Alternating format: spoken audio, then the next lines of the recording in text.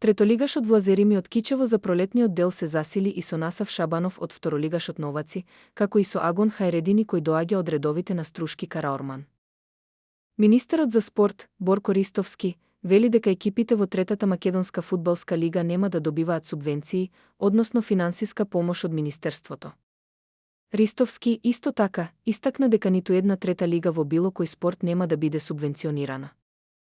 Министерот вели дека нема никаква економска исплатливост да се финансира трета лига, дополнително тој вели дека спортот не е социјална мерка, спортот не е земјоделие па да се финансира се и се што како што вели министерот.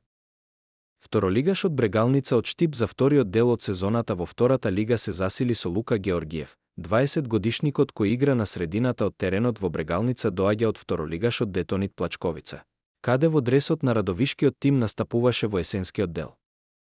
Струга се засили со Маудо Јариуе, се работи за 27-годишен фудбалер кој доаѓа од редовите на норвешкиот Сандефјорд, а има 2 настапи и за репрезентацијата на Гамбија. Прволигашот Беса се засили со хрватот Никола Гаврик, кој доаѓа од романскиот тим Витор Ултаргу и ќе биде големо засилување за тимот на Горазд Михајлов на патот кон опстанокот во првата лига.